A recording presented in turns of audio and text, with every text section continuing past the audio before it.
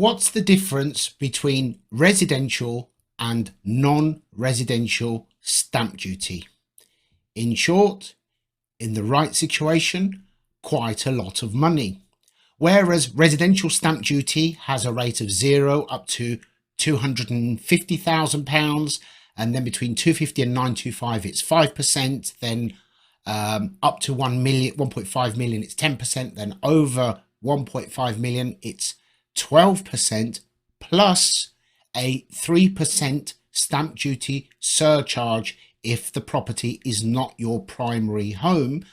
Under the non-residential rates, it is 0 up to £150,000, 2% on the next 100, and then anything over £250,000, it's 5%. But what can make the difference? If you're buying a property that is mixed use, for example, a shop with a flat upstairs, anything that is used differently, different residences, then that can apply that can come under non-residential. But more than likely your solicitor will not point that out to you, and you could inadvertently pay the full whack plus the 3% on top unless you point it out to your solicitor. But for those of you who are buying a property to renovate, or maybe you're buying a property in very poor condition that you intend to renovate and rent out, not just to flip and sell, again, the chances are your solicitor might not point it out to you. But if on the day of completion your property is not legally habitable, then you can actually file a claim to pay stamp duty under the non-residential rates. And if you think on a sum of a property of £500,000, if you're down south somewhere, that extra 3% and so on adds up quite a lot.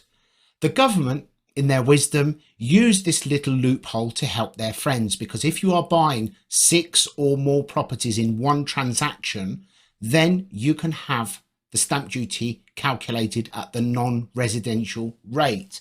And yet Joe Bloggs, who has a home and wishes to buy a terraced house in whatever shire and renovate it, has to pay 3% stamp duty on top. And then if he's selling it to somebody who also wants to rent it out, then that person will then have to pay 3% on top of the price, plus the cost of renovation, plus any profit margin, plus the original 3%.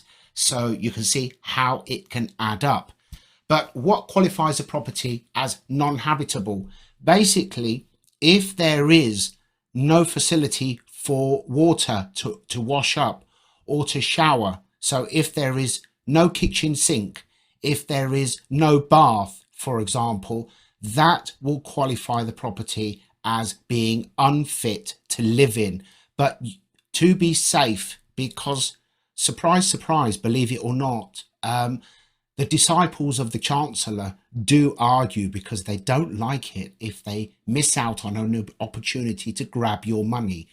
So if you have a property that fits into that category that you're going to renovate, on the day of completion, get an independent survey done. Have somebody round who can verify, document, both visually, in writing, and with photographic evidence, that on the day of completion, that property is not habitable. A supply of hot water or not doesn't apply, because as many of you will know, surveyors nearly always put system untested, and obviously in a house that's in poor state, the chances are that the gas or electric is off anyway, so they can't really make any comments where that is concerned. They may say there's a boiler there, but it's untested and we don't know if it works or not. And if it's the other way around and you're trying to get a mortgage on a property that, say, has no kitchen in because it's been ripped out, if you literally put a second-hand sink on stilts and connect a tap to it, that will meet basically the minimum spec that there is facility to wash there. So It's always worth looking into. But if you're buying a property to renovate, then keep in mind that a small difference of what's in the kitchen and what's in the bathroom that you will probably be ripping out anyway. If that is not there on the day you complete, then you can request to not pay stamp duty at the residential rate and pay at the non-residential rate. So this not only applies to whatever you may have in the pipeline at the moment, but keep that in mind in the types of properties that you're looking for in the future, because throughout the country, especially since the 3% stamp duty surcharge was introduced, there are literally hundreds of thousands of properties in need of repair and upgrade, renovation, whatever you want to call it. And a lot of people who may not be aware of the different stamp duty rates may be thinking to themselves, well, it's not worth buying that property now, because by the time I've paid stamp duty and the surcharge, and then I have, the potential buyer will be considering the surcharge as well.